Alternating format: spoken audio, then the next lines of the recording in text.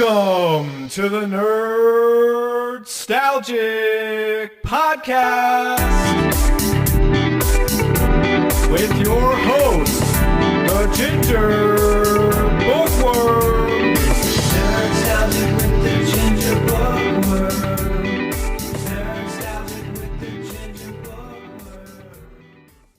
Howdy beans, and welcome back to another exciting bonus episode. So I'd originally planned to do this Q&A section with my introduction episode, but as I was going through that, as I was recording it, and as I was planning what I was going to say and writing down my notes, I realised that I'd have no room for it, and I didn't. As I was recording my introduction, that came out to be about 40 to 45 minutes long, and I quickly realised I don't have any more time to fit in the Q&A section. So I thought I'd give it its own sort of episode.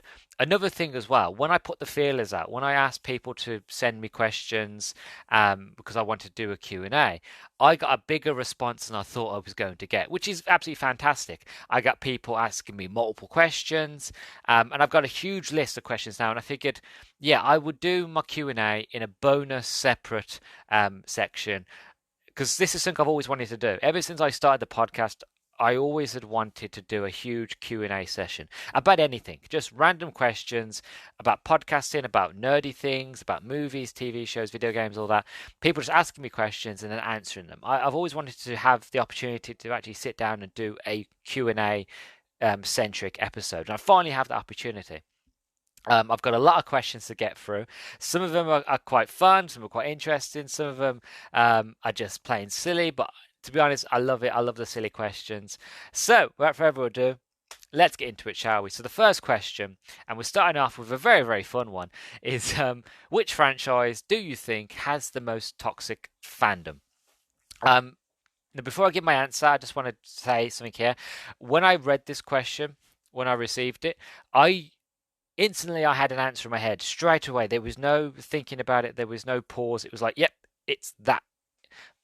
But then I pulled back and I thought, hold on a second, that's a bit mean. Maybe I should probably think about this question before I really answer it. And I did try to think about it. I tried to think of the pros and cons. But now how much I thought about it, my brain was like, yeah, it is. So my answer to this question is, which franchise do I think has the most toxic fandom? Bar none, Star Wars. Star Wars has the most toxic fandom there is. And I hate to admit that because I'm a huge Star Wars fan. I grew up on Star Wars. Star Wars was and still is my life. I have a lightsaber that's a proper lightsaber. Well, not properly, sadly, but is a proper metal lightsaber that lights up. It wasn't cheap. It goes with my Qui-Gon Jinn Jedi robes that I wear for cosplay when I go to events. I have statues, I have figures, I grew up with the toys, I still have the toys now. I watched all the movies, I love mostly all the films, all the TV shows, either live action and animated. I am a huge fan. But I try my best to distance myself from that community as much as possible. And that is why on the podcast you've only ever seen me do one full review of one Star Wars movie, which was The Phantom Menace, and I did that for the in my first season, and since then I haven't really wanted to do any more topics on Star Wars. I've been planning to. I used to do a sort of step-by-step, sort of episode-by-episode season of like Mandalorian and Book of Boba Fett. But I ended up stopped doing that because I just didn't like Book of Boba Fett. But it seems like this is the fact of this community is so toxic that you can't have an opinion.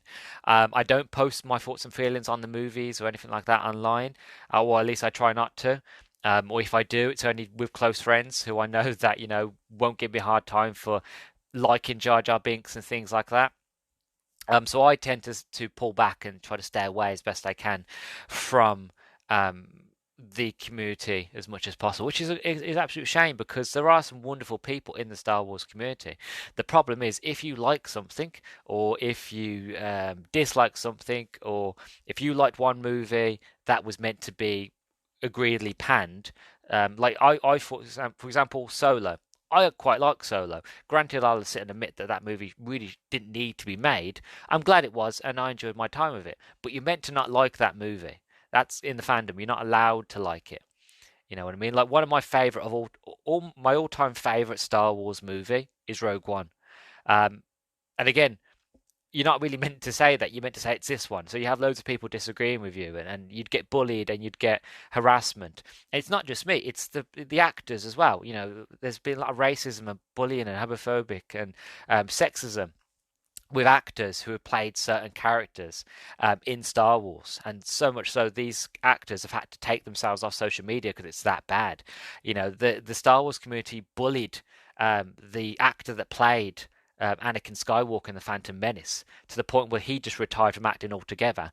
You know, and it's the guy who played Jar Jar Binks. Again, he was on the mental health, you know, really really bad. And it's things like this. It's not just the community. They go after the actors as well. And when you see things like that, it makes you not want to be part of the community. You know, so I am a Star Wars fan and I love Star Wars, but I'll be honest with you, the fandom is actually absolutely toxic and I will not involve myself in it at all. So yeah, that is the long and short of it, really, which is a shame. There are other fandoms as well that have some toxicity to them, but to be honest, the worst one is Star Wars, and I hate to admit it because I love Star Wars so much, but it is. So I started off a question really positive, a real positive, happy one. um, the next one is actually it's a lot more positive. So, what does an ideal day off look to me? So what's my ideal day off? Generally, and I know it's kind of ironic and it's kind of a bit silly to say, but my ideal day off is where I don't actually have to do anything. Um, and primarily when I don't have to make episodes, I don't have to record anything, when I can just watch movies because I want to watch them, not because I need to do a review or play video games and things like that. My ideal day is generally sunny day outside. I can sit out with my hat on, headphones in, listening to classical music, and I'm reading a good book in the sun. That to me is my perfect ideal day. During the summer, during the winter, same sort of ordeal. Only difference is I'm wrapped up in a blanket with hot chocolate. I'm watching Christmas movies. I'm reading. I've got candle lit. All the lights are off. TV like, and it's got candle lit, and it's very uh, scenic and beautiful and serenity and oh it's just yeah. So my ideal day off is just being able to relax, you know, because I love podcasting, don't get me wrong, I love it, but sometimes it's just nice to watch something for me. For example, I recently watched Invincible, and I talked to a friend of mine. I said, oh, I recently watched Invincible, and I absolutely loved Invincible season one. Haven't seen season two yet. And a lot of people say to me, oh look, you're going to review it, and I was like, no. And I was like, oh, why? I want to know your thoughts and feelings on it. Which is it's lovely to hear that. It really is that people generally want to hear my opinions on something. But because I have so much already that I want to cover, and because there's only one of me, sadly, I haven't got a whole team of people doing this. It is generally just me. There are times where it's just not having the time to do certain topics. So sometimes it's just nice to go, no, this one's for me. I might go on Twitter and write, say, oh, I love this TV show, I love this movie, I recommend it, or I've played this game recently. And I've started doing that on YouTube as well. Like for example, I recently reviewed the new Tales of the Borderlands and Dead Island 2. I could do full reviews on them, but I figured, no, I'll do YouTube shorts. I'll do quick 60-second reviews of my thoughts and feelings, if I liked it, I didn't like it, and that sort of thing. So you still get my opinion on something, but not so much. You know what I mean? So yeah, my ideal day is generally where don't have to do anything. I can get off my phone, put the radio on, put some music on, and just chill, read, maybe even write a bit, that sort of thing. So that's my sort of ideal day off, is just to do nothing. And I don't think I'm alone in that. I really, really don't. So yeah. What author would you love to have on the pod and why? Oh, that's a fantastic question. To be honest, oh, that is a good question. Okay, okay. So if I had the opportunity to do reviews, like to do sort of interviews, I would love Oscar De Moro. Oscar de Morau is a modern writer. He wrote The Strings of Murder, A Fever of the Blood, Lock of the Dead. He has written some incredible novels. Now, I don't read modern books, mainly because there are so many classics out there, and there's so many books I missed on that I wanted to read that came out as I was growing up that I struggled to read because of my dyslexia. Because I've got so much to catch up on, I haven't got the time to read anything new. Also, I've read a lot of new books, and not all of them. Obviously, I haven't read every single new book, but I've read a lot of new books, and they tend to rehash or redo story beats and things like that that I've already read or had done better in classical books. And then you actually find out that the books, a lot of the modern books take inspiration from the older stuff, but the older stuff do it better. So I would much rather spend my time with the older stuff than anything new. That being said, Oscar de Morau, what he's done with his trilogy, that sadly after I think 8 books has now ended, and I really didn't want to see it end. And I actually had the last book, I had it on my shelf for ages because I generally didn't want it to end. What he's been able to do with his stories is absolutely incredible. And not just that, I don't think I've told this story before, but I remember when we went to the shops with my family, and we went to Sainsbury's. Now we don't really ever go to Sainsbury's. Not a dig on Sainsbury's, we just never go there. And as we were going through, I went to the book aisle, as I would do normally, and I looked through all of the aisles, and every single book all looked like it was designed by the same bloke.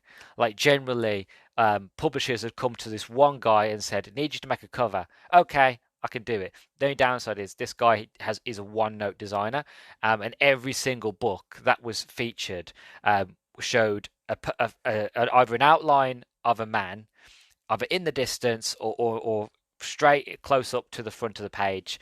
You never saw their face, or you only saw the side of the face. It was very dark, and then you had a big bold letters either in yellow or white or something like that, but they all looked the same. And as I flicked through, I was like, oh, this is really boring. And just before I'm about to walk away, it caught my eye, The Strings of Murder, the first book in this series. It was absolutely gorgeous. It was different. It caught my eye, and because it was different, I picked it up off the shelf, and I read the back, and on the back it spoke about that it was like 1880, I think 1888, 1887, and that there were fears of another Ripper murderer, or Jack the Ripper has struck again up in Edinburgh.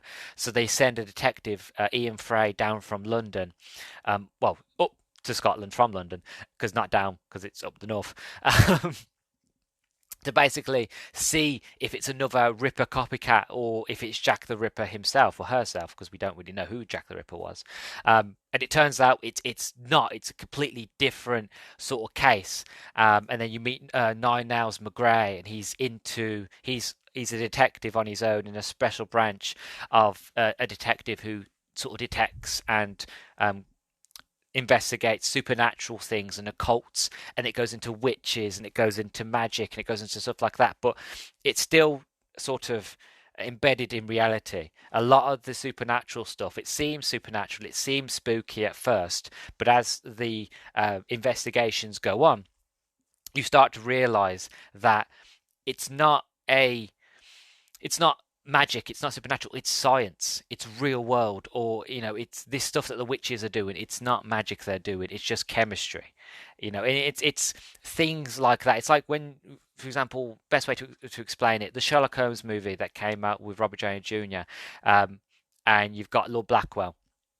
What you think he's doing is the occult and his magic, when you actually find out what he's doing is actually a science that isn't widely known by most people, and a science to most people is seen as magic, and it was for a very, very long time. And it's that sort of thing. So he would be the author that I'd love to talk to. I'd love to sit down, and I'd like to just talk to him about, where did he get his ideas from, why he wanted to set it in Edinburgh, because he's from Mexico, he's not from the UK. Why? And I'd want to know why he was so fascinated with Scotland. Why was he so fascinated with Edinburgh? how did he come up with his words? Because he's a violinist, and he's also a sort of a chemist at the same time. I think he's got a medical, not a doctor degree. I'm sure he's got some sort of medical degree in chemistry and things like that. So what made him want to pursue it? So those are the sort of things I'd like to have. So I'd like to have him on. I'd love to have Rhianna Pratchett, which is Terry Pratchett's daughter. She is a writer, have her own books, but she's also a video game writer as well. So I'd love to talk to her about her father's work, how it inspired her. I'd like to talk to her about her own stuff that she's done. Obviously, I'm a big lover of Lara Croft, and she worked on the first two newish reboots of the Lara Croft games. So I'd like to say what it was like to work on them. To be honest, I'd love to talk to Dave if I could, if he was still around. I would have loved to talk to Terry Pratchett. I would have loved to talk to Douglas Adams. There are so many authors that I wish I could talk to. Maybe, and the ones that are still alive, obviously I can. So maybe in the future, when I get the opportunity and I get the facilities to do it, to do interviews, I will look into talking to Oscar, and maybe even Rihanna, see if she'd be interested. Because I am in contact with Oscar. Most of my books are signed to him. I haven't met him yet, but we spoke a lot online, and he sent me signed copies of his books. So we've got a good little friendship there. So it'd be lovely to properly either see him face to face or see him over the camera and properly have a sort of face to face chat. Sorry, I went really long into that question. I just really, really love books and things like that. So I do apologise. Next question. If you were going to organise a one-day music festival and could have any musicians, alive, dead or retired, who would you be picking? Oh, this is a question that I actually put a lot of thought into, and I have answers. So if I was going to do a festival, one day, I'd want it to be an experience, right? So this is how I would have it, right? I would have Ozzy Osbourne, Black Sabbath to open the show. You want to get the adrenaline going. You want to get the blood pumping. You want to get people in the mood, ready for a festival. And Black Sabbath is that band. And obviously Ozzy Osbourne is he's just got that voice. He's got that such stage presence that I just think he would be a perfect person to open the show up with. And then at the middle of the show, the next act that I would have Amy Winehouse. I absolutely adored. I still adore Amy Winehouse, and it still upsets me and kills me that she was gone so early that she never got to. We never got more songs from her and more art, and she was such a talent. So I feel like once you raise people up with Black Sabbath, you've got to sort of keep that sort of epicness going and keep that sort of feeling alive by having somebody who can do jazz and can do the blues and just had such an iconic voice as Amy Winehouse.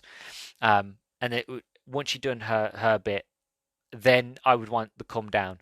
I'd want to bring you up, level you off, but still keep you at that high octane feeling. But then I'd want to sort of slowly bring you down and feel like, calm down, relax, and feel like you had a fantastic time.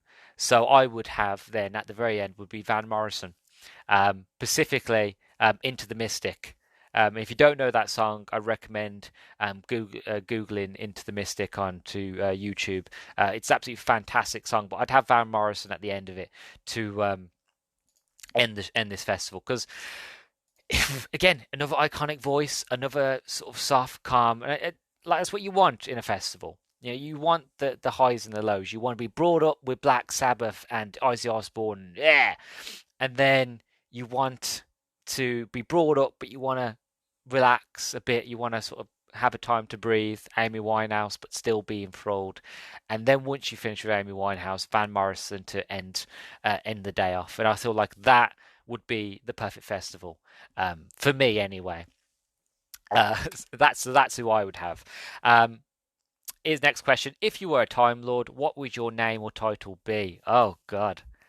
Oh, I don't know. Because there's so many great ones. You've got, because obviously the Time Lords, they're not known for having such subtle names. Names like the Doctor, the Master, Rassilon, the meddling monk or just the monk. You know what I mean? Like they never just have the definite article of just something subtle. It's always the master. It's like something in your face. So I don't know. Like obviously, I would be a Time Lord, so I would be me or version of me. Depends if I've regenerated or not. Um, so as I stand now, I think I'd want something kind of. I don't know. This is a hard question. I don't know.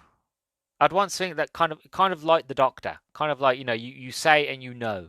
So it's like, oh, the Doctor's here. Like, oh, I know where that is. Um, I don't know. This is a difficult one. I don't want something so egotistical. I don't want something like the hero or the savior or the avenger or something like that. I think I would go for something simple. I think it would be the traveler, like not the hermit, the sort of the lonely light, something like that. Something says that what I am. I'm a traveler. I'm an explorer. I'm an adventurer, um, hermit sort of thing. I don't stay in places too long, that sort of thing. So I feel like I'd just go with the traveler. I know it's kind of on the nose, but I would. That's what if I was a Time Lord, I would. I'd try to help people and save people as much as I could. But majority of them, I think I would just travel. I would travel. I would learn.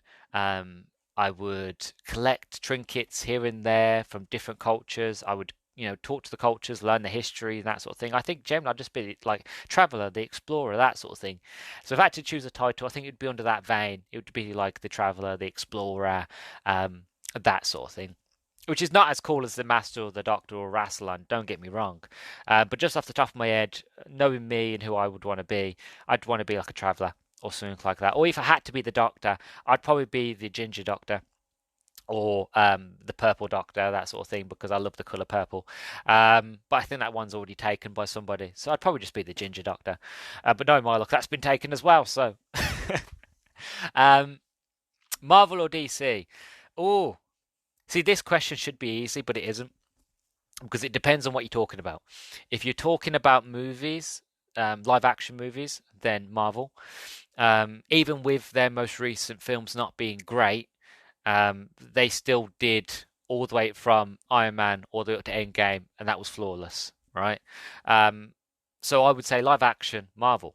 But if you were talking about animation, I would say DC because the DC animated movies are far better than the Marvel animated movies. Even though I like the Marvel ones, the DC is just better, right? If in terms of characters, it's a hard one to choose because like we all sit there and go, who would win in a fight, Superman or the Hulk? Well, my answer is it depends who's writing him. If it's somebody who writes Hulk is writing that story, then Hulk is going to win. If the guy who's writing it is writes for Superman and he's writing it, then Superman's going to win.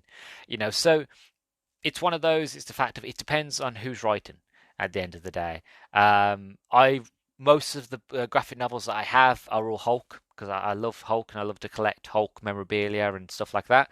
Um, so again, it depends on the story. It depends on the writer, who's writing, who's drawing.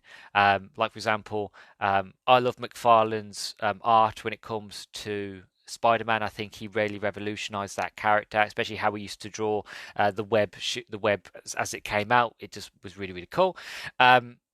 And it's things like that, it just depends. So it's a hard one to choose. I'll be honest with you, I'll probably say Marvel because I'm more of a Marvel fan. If you look around my room, it is mostly all Marvel. I've got Marvel pictures, I've got Marvel wallpaper, I've got all the Marvel movies, I've got all the older Marvel movies, I've got all my graphic novels of Marvel. The only real DC comics that I have are all Batman. You know, so yeah, I would say Marvel if I had to choose, but I love them both, to be honest. I can't pick. And again, it all comes down to who's who, what we're talking about specifically. That's the hardest one at the end of the day. So my answer is Marvel, but to be honest with you, I love them both, and I feel like that is a very sort of fair answer to that question. Um, Next question. If you could add one more movie to an existing trilogy you love, which would you pick and why? Oh, that is a difficult one.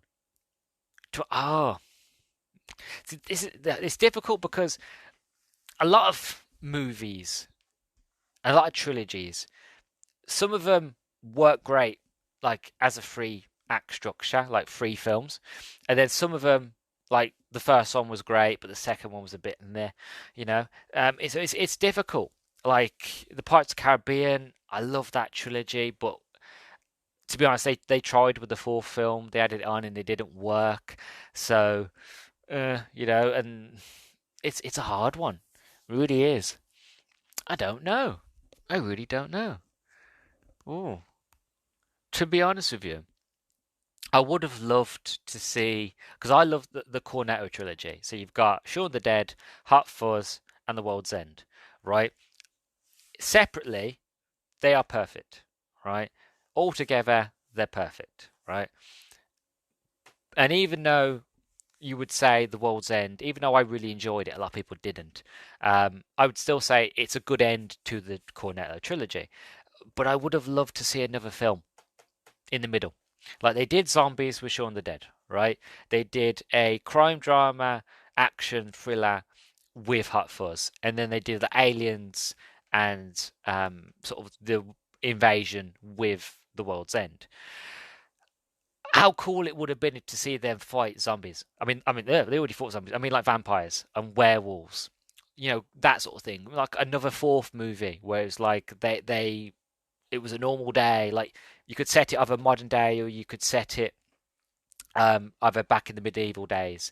And Sean Pegg, his character is like a witch hunter and he's going after witches, and Nick Frost is like his mate, or I don't know. I would have loved to see them possibly do another movie like Paul, even though Paul is not a sort of sequel to the Cornetto trilogy. It's got nothing to do with it. It's still in the same vein as those films, you know. So I feel like if any sort of trilogy that I could add an existing movie into, it'd probably be the Cornetto trilogy.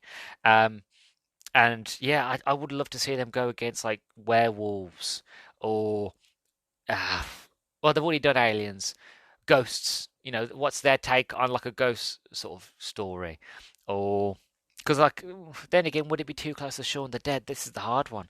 Maybe this is why they never made a fourth film. I don't know. I don't know. I would just generally love to see Edgar Wright, Nick Frost, and Simon Pegg together. I'd love to see them back together, and to see what they would do. Either if they would do another Cornetto trilogy movie, or if they would do another movie like Paul. I would just want to see them together again. So it's a hard one, but yeah, that's where I would slot in another movie. That movie would be, I have no idea, but I would probably love another Cornetto trilogy, or quad trilogy. It would be because it'd be the fourth film. Um, that would be the one that I'd love to choose and love to see, whatever it may be. Next question: is there any games or gaming genres that you would want to try that is out of your comfort zone? Oh, absolutely. Um, I would love, because I'm a big fan of role play games. I love RPGs. I would really love, and I have tried in the past to get into JRPGs. Um, I just can't. Um, I can't. It's like trying to go from Android to iOS to iPhone.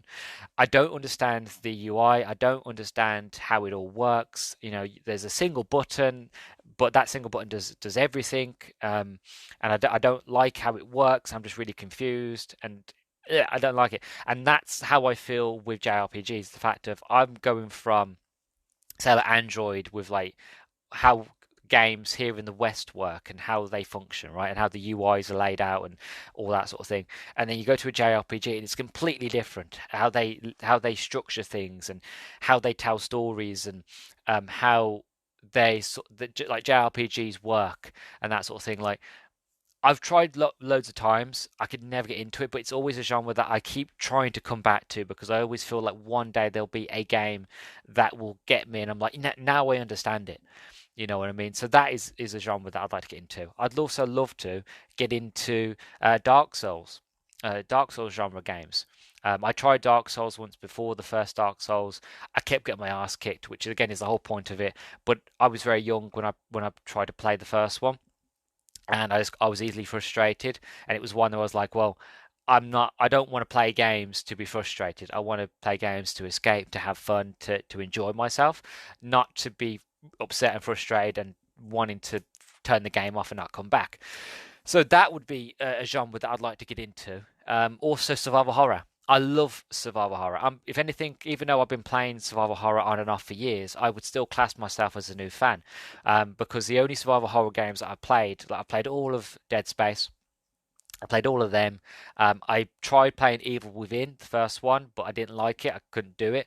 But I fully completed Evil Within 2 because with the second game, they completely changed it and made it more user friendly. So I absolutely adored Evil Within 2, and I'm really looking forward to an Evil Within 3. Um, Alien Isolation, that was a game that I completely crapped myself, but is a game that I recently rebought, and I've hoping to play that soon. Resident Evil, I want to get into Resident Evil. I love the movies. I've played Resident Evil 2 remake, and I played it for the podcast. Had a lot of fun with that. I absolutely adored how that game wanted you to replay it, and if you did replay it, you was rewarded with end game rewards. You were rewarded with new cutscenes. You were rewarded with new story beats and the true ending and things like that. And I was just enthralled in that world and that characters and how the game works, the mechanics. So I want to play more from the Resident Evil series, and even potentially go back and face my fears and complete Resident Evil 7. So there are genres like that, but I do want to play more like survival horror. It's more, I want to experience Silent Hill, and things like that. And it's just getting the bravery, really, the bravery to do those more scarier sort of games, those less action orientated games and more horror based. Because I love horror, I do. It's just there's it's different watching horror, because I can watch horror and I can really sort of take myself out of it, and even if I'm scared, I can still enjoy it and keep watching and really really like it. Whereas when you're actually playing it, when you're actually in control, it's a completely different medium. And to me, playing a horror game to watching a horror movie are two different experiences. I'm more terrified of playing it because I am in control. So especially how I play my games in like a darkish room, so it's like a cinema mode. And when you're playing horror movies in that situation, it's terrifying. And I'm my own worst enemy. I put headphones on when I'm playing it, so I've got full 3D spatial awareness of using sound. So I know things are behind me, I know things are to the side of me, if I can hear walking. So I'm terrifying myself even more. But I do it to immerse myself into those worlds. So yeah, that'd be a genre that I'd like to get into more survival horror, more JRPGs, more Souls-like games. So maybe like, I've got Dark Souls 1 digitally on the Xbox. Maybe I'll go back and play Dark Souls 1 and see how far I get into it. JRPGs, I would love to replay the new Final Fantasy, or the remake of Final Fantasy 7, I think it is. That's on PlayStation, but there is a version of it that's coming to Xbox. So when that comes to Xbox, if it's on Game Pass, I'll give it a go. So yeah, I'd love to get. These are the genres I'd like to get into. They're definitely out of my comfort zone. But there are just ones that really sort of speak to me of like you. I know internally I would really like them. You know. Next question: do you have a favorite movie game of all time, and what is it? Another good question. Oh, favorite movie game? I wouldn't say it's my favorite, but it's one that I used to watch a lot, and I know a lot of people do not like it. I understand why, because it's not entirely great, but I love it every time I watch it. Is Doom. So years obviously. So The Rock. So you got Dwayne The Rock Johnson, Carl Urban, are in the movie, and it doesn't really feel like Doom when you're playing it, because they tried to do very sort of horror side of it, and you don't see many demons, to be honest. And like the movie isn't great, but I've got it on DVD, and whenever it's on, because usually it's on like ITV2 during the summer, or on during Halloween in October. But I'll watch it. It's not my favorite, but it's one that I'll always watch because I had a lot of fun watching it when I was younger. I used to watch it with my dad, and also I remember watching my dad playing Doom 3. And then I got a bit older and I played Doom 3, and that game terrified me, but I had a lot of fun with it. And it's just that nostalgia. Like I agree, the movie isn't incredible, but I enjoy it. I find it's pretty great at times. It's fun. but my favorite movie um, game, that's a difficult one. It really is. Um, I don't know. I'm sure I do, but it won't come to mind. It really won't. And I'm looking at my shelves right now, see if I can spot something. Um, I don't know. I really don't, and it kills me because I wish I had an answer for that. Um, I have seen a few though. I have seen a few movie ones. Like I liked the Super Mario movie. Um, I love that. I thought that was pretty good. I liked the Sonic one. I thought that was pretty good. I'm trying to think what else. I've seen the first Mortal Kombat movie. I haven't seen any of the others. I haven't seen the newest one that came out a couple of years ago. I've seen Street Fighter with the original with Jean-Claude Van Damme. I haven't seen the original Super Mario's movie, the original live action one. I only seen the animated one that came out last year. I don't know, to be honest. Maybe that's a topic I'll look into. Maybe I'll look into video game movies and just try to see, are they good? Are they bad? Do they do a good job of really following the genre, the game that they are trying to sort of copy or that sort of thing? So maybe that's something I'll look into. I really liked, actually, now I think about it, I liked the first Resident Evil movie. After playing Resident Evil 2, I can see what they were trying to get at, especially Resident Evil Extinction. I can really sort of get into what they were trying to do. Um, Again, it's not my favorite, but I really liked Resident Evil 1. I thought Resident Evil 1 was very scary, a lot of fun. There was a lot they were trying to do with it. Obviously, Resident Evil 2 and onwards, they went more with the action, less horror. Which is again the games have as well. From what I've been told by friends, the games went less horror and more action. So if anything, the movies just followed what the games did. You know. Um, so yeah, so not the best answer, and I do apologise. But if I had to pick one, it'd probably be a mix between the Doom movie and first Resident Evil film. Favorite animated movie? Oh, that's easy. Iron Giant. And if you haven't seen or listened to my review of the Iron Giant, please go check that out. I did it for my birthday when I turned 26 this year.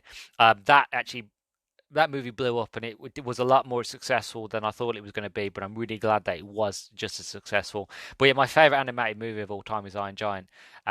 It's just incredible. It's perfect. Um, I love it. But if you want my full views, listen to my review. Do you like musicals? I absolutely adore musicals. I grew up around musicals, and I didn't realize it. So growing up, watching a lot of animated movies, majority of the animated movies that I grew up with were all musicals, and majority of them was Disney. A lot of the original Disney ones were all musicals. The Lion King musical, and I grew up with like Cats Can't Dance, The Quest for Camelot, Help I'm a Fish. All these animated movies, they're musicals. They have music in them where the characters sing. They're musicals. You don't get it so much nowadays with a lot of animated movies. Some do, some don't. Majority of them just have sort of music in the background while something happens on screen. The characters actually don't sing; they just dance or something like that. But yeah, I absolutely adore musicals. I love Moulin Rouge. That movie is such a sad film, made me cry at the end. I loved Mamma Mia. My favourite musical of all time is Sweeney Todd, Demon Barber, Fleet Street. I love Chicago. Hairspray, I like it. Not a big fan, but I like the songs in it. Uh, God, I'm trying to think what else. Oh, Les Mis, absolutely adore Les Mis. I've read the book to Les Mis. It took me forever because it's like 1,000+ pages, but I absolutely adore that book. It's one of my favourite classics. It's just a very, very long read. I would recommend it, but it's just too long to recommend to anybody. Um, so yeah, Les Miserables, I love all them. I have the soundtrack to Sweeney Todd on my phone, all the songs. I know them all. And I change when I sing those songs. I actually change my voice to match Johnny Depp's or to match Alan Rickman or Sacha Baron Cohen when he plays Signor Bocelli. I change my voice, or I change my voice to match Helen Bonham Carter when she sings as Mrs. Lovett. So this is how deep I am in it. But I love musicals, absolutely do. I've actually never gone to see a musical, sadly, which I know is confusing, but I really do adore musicals. The only musical that comes to mind that I actually haven't watched is Phantom of the Opera. I've never watched it. Actually, then again, I've never watched Cats, but the only reason I haven't watched Cats is because I was told that the movie version of Cats is absolutely terrible. And maybe I should watch it and review it because that'd be funny. I don't know. But I'd love to do more musical reviews. I'd like to actually review musical movies. I have no idea how I would do them because I would want to structure them differently to a normal review. I'd want to add music into them, but I can't sing. I can sing, but I don't think I can sing as well as you would want to listen to, shall we say, in a podcast, especially if I'm on my own. So I don't know how I would do them because I'd want to do them differently. I'd want to add musical elements into the actual reviews. But yeah, I love musicals. Absolutely adore musicals. My favorite being Sweeney Todd. But I really love Moulin Rouge as well. That one I feel like is underrated. Is not really talked about a lot. But also like on YouTube, like if you go onto YouTube and type in Star Kid, they did ones like the Oregon Trail, Twisted, a very potty Hogwarts play. They've done a lot of amazing ones, and I highly recommend them. They're just absolutely hilarious. But yeah, I love musicals, absolutely do. Next question: what older movies you love would you not want to see a remake? Oh, Back to the Future. There are a lot of movies that you shouldn't touch and that don't need to be touched, and Back to the Future is one of them. You don't need to touch it because I know it'd be ruined. I know I don't get who they would get. Then again, knowing the studios, they'd probably just get Chris Pratt to do it, for some unknown reason. But they would just ruin it, and it's one of those classical movies that it doesn't need a sequel to. Like again, like The Great Escape, perfect. Does not need a sequel.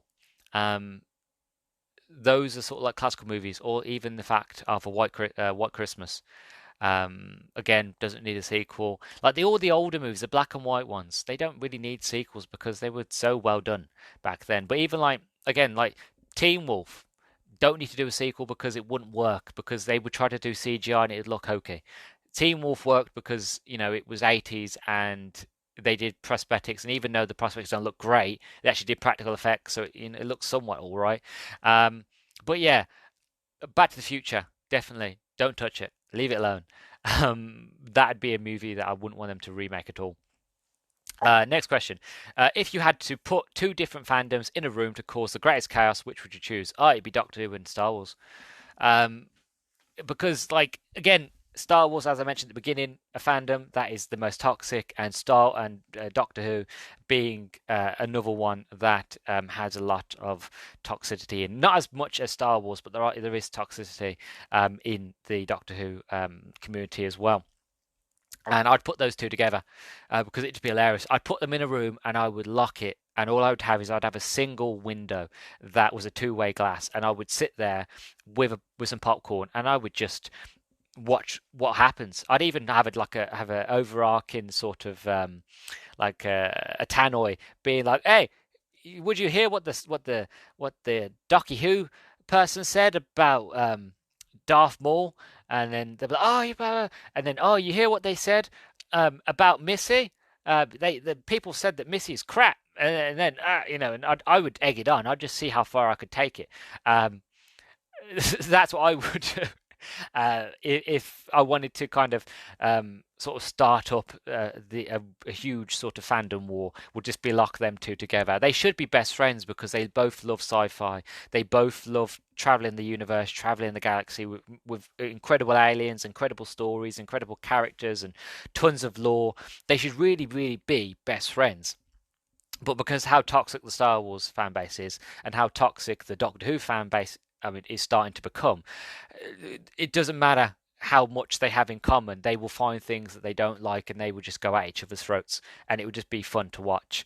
So that if I wanted to cause chaos, that's what I would do. Next question. You get to pick 3 items from any franchise to exist in real life to own. Which and why? Well, I'd have the Omnitrix from Ben 10. I grew up with it as a huge Ben 10 fan, and I really, really wanted an Omnitrix. I really, really did. There's the idea that I had a watch that when I turned it, I could turn into an alien, and that was just awesome. So I'd love the Omnitrix, but I'd like full control of the Omnitrix. I'm not really going to get too deep into Ben 10 lore, but as the show goes on, Ben, as he gets older and more mature, he realizes that the reason that he only has a certain much time with each alien is it's a safety feature, basically.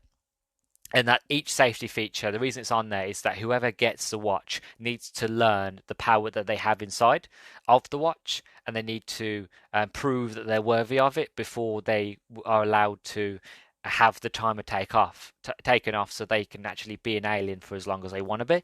And eventually, Ben does get this ability. Obviously, I ain't going to bore anybody with my Ben 10 knowledge. I'm surprised I still remember, to be honest. But if I had the Omnitrix, I'd want the version that doesn't have a timer, that just allows me to be an alien for however long I want it to be. Or I'd also like, so that's one. Of course, I'd like the sonic screwdriver from Doctor Who, because I would just want a real sonic screwdriver. To be honest, I don't really know what I would do with it. I would just want it, really. Um, and what would be the third one? Oh, I'd like a Green Lantern ring. I've always wanted to be a Green Lantern. I think I'd be a pretty good Green Lantern, to be honest. And considering that humanity has the most Green Lanterns out of all the races in the universe, well, in the DC universe for some unknown reason, even though each race is meant to have one lantern, for some unknown reason, Earth has many.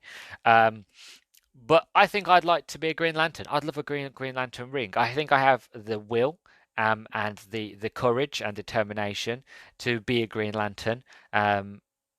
And yeah, I think if I had one, I would probably travel. I'd try my best to protect the Earth and the people that lived on it. Um, but yeah, I think I'd want to travel a lot, meet other races, go to the Green Lantern home world, meet all the other Green Lanterns, learn about them, learn about their history, learn about their knowledge, absorb as much as I can, that sort of thing. But to think, if I had a sonic screwdriver and I had the Omnitrix on, as well as a Green Lantern ring, I would be unstoppable because I could turn to any alien that I want, and whatever alien I turned into, I would be like I could be impervious, like invincible to any sort of physical damage, and I could be incredibly strong, as well as having the enhanced strength and durability that the Green Lantern ring gives me, as well as being highly willed. Um, then obviously having the sonic screwdriver at the same time, being able to sonic open doors and to be able to resonate concrete and things like, and all of the wonderful things a sonic screwdriver can do. Um, yeah, I just think I'd be insufferable. But I wouldn't be a tyrant. I would just mostly just, honestly, I'd probably just use them to try to do good. And mostly I would just use it to escape Earth. Most of the things in this Q&A is realize me just wanting to escape Earth, really, to escape reality. I'm learning things about myself. But yeah, I think those are the what I'd want. It'd be the Green Lantern ring, Ben 10's Omnitrix, and the sonic screwdriver from Doctor Who. To be honest, the screwdriver feels a bit obsolete when I've got two of the greatest weapons in the universe. Um, but still, it's a nice little trinket to have. You never know when you might need to resonate concrete. Okay, um, so that's what I would choose. What book character would you like to trade lives with? Oh, that's a difficult one. Um, Captain Nemo. I love Captain Nemo. I love 20,000 Leagues Under the Sea. It's one of my favorite adventure stories. But I would like to trade lives with Captain Nemo because he's a very interesting character. He's a very intelligent character. When you read the book, you realize that he tried his best to help the land, help people on the land, and try to understand people of the land. But he realized that people on the land, you just can't negotiate with them. You can't work with them. So he decided that he was going to get together in a crew and he was going to go into the ocean, deep into the ocean, and live there.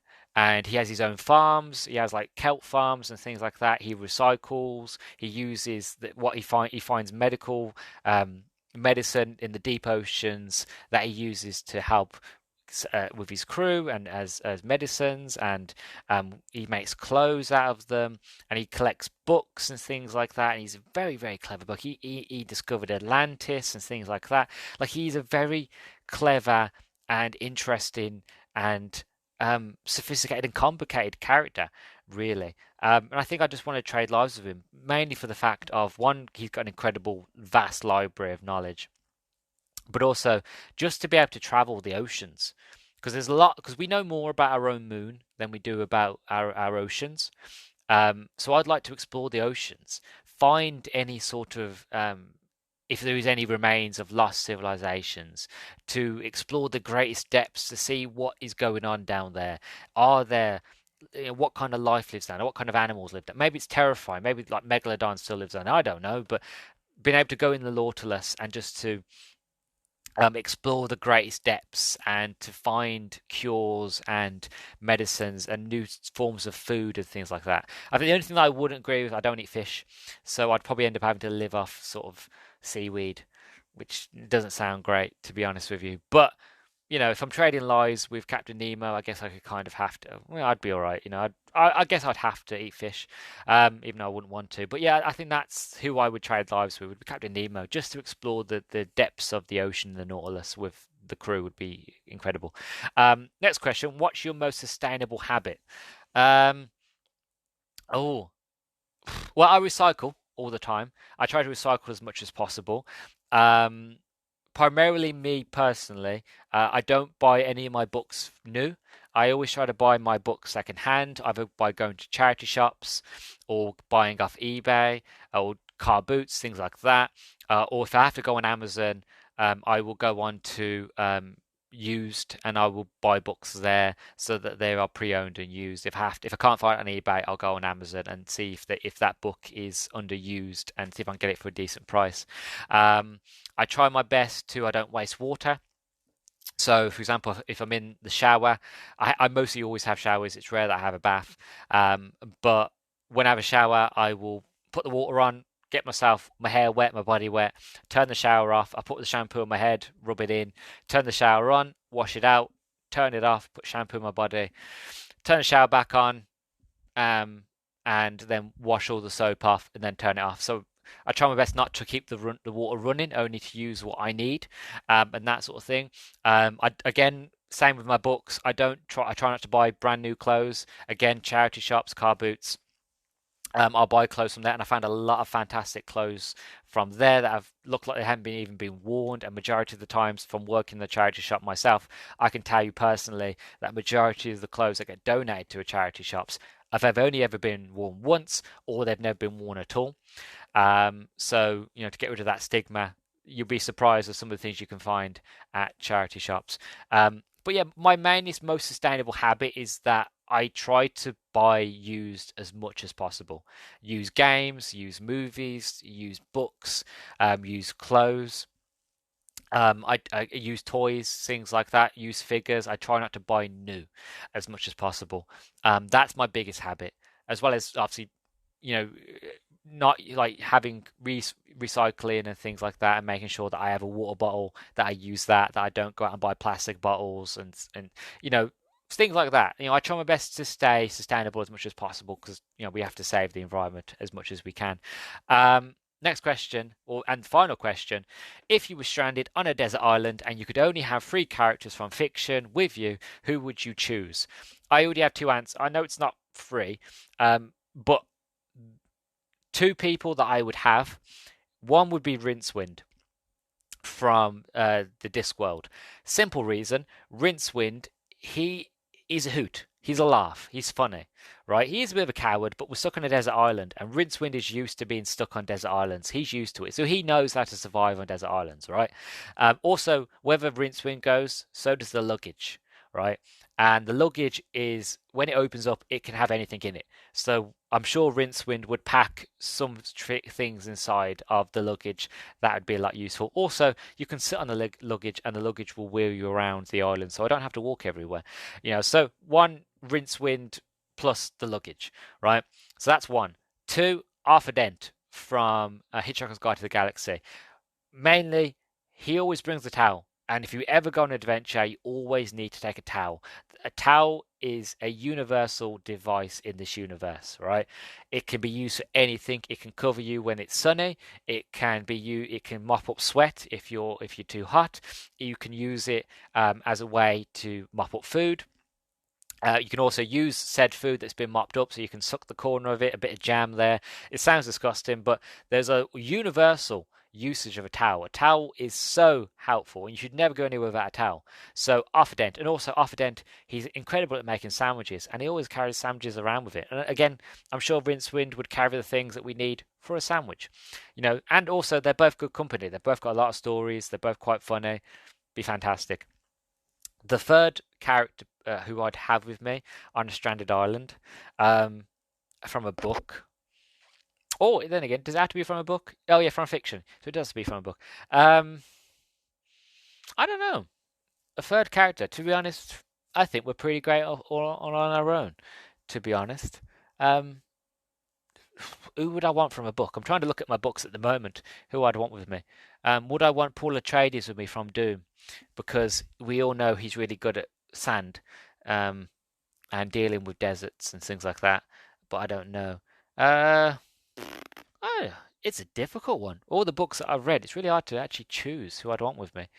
Um, because I'd have to live with them for a long time, and they'd have to be someone I'd have to get on with, somebody who basically wouldn't do my head in.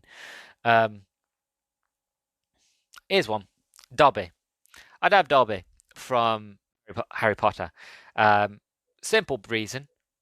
Again, like the other two, he's fun, he's interesting, he has a great sense of humor, and he's a lot of fun, right? Also, he can teleport. So if there's ever a time where I'm like, I either don't want to be here, or we've got to leave to get snacks or food, I could say to Dobby, take us to a supermarket so we can get snacks and we'll come back to this desert island. Again, it's like another escape from reality, really. It's like we're on a desert island. We don't want to leave. We're happy and more content to stay here. So we'll get some amenities, we'll get some things, maybe build a house, maybe separate houses, and we'll live in there in our own little sort of commune sort of thing, just us. It'd be fun. Um, and obviously, Dobby, he wouldn't be bound to me. He'd be there on the island with us as well. So Dobby would have his own place. He would have his own area for his own sock collection and little woolly hats that, he was made by Hermione, you know. So yeah, that's who I would choose. I would have Rincewind and his luggage. Because the luggage is the character, but the luggage is a package. They have to come together. So it'd be Rincewind and luggage. Then it would be Arthur Dent and his towel, because towel's really, really important. And Dobby from Harry Potter, to be honest. I think those ones I'd have the most fun with. I wouldn't get tired of any of them. I think it'd always be fun and interesting. And yeah, I think we'd have fun together. Because like Rincewind, he always just wants to get away from things. He wants to get away. He doesn't want to be involved in the main story. So sitting on a desert island, fishing and things like that, to him is perfect. Right? Arthur Dent, same. As you read through the stories, you eventually get to the point where Arthur Dent generally just kind of wants to be left alone. So again, same thing. And I think with Dobby, I think again he'd come and go. I think Dobby wouldn't stay there. I think Dobby would come and go here and then, see how we were doing, see if we needed anything. But he could live there if he wanted as well. So yeah, that is all the questions I have. They are incredible questions, and thank you to everybody who asked me questions. Generally, this is something that I want to do again. Had a lot of fun receiving the questions and thinking about my answers to them. And like I said, this is something that I've wanted to do since I first started doing the podcast. It's actually something I originally planned to do. I had planned to do a few episodes and then ask people for questions, and then I would do like a Q&A, probably once a month sort of thing. But at the time, I didn't have a lot of listeners and a lot of followers, so I only got like 2 questions. It didn't really seem worth it, so I figured I would leave it for a while.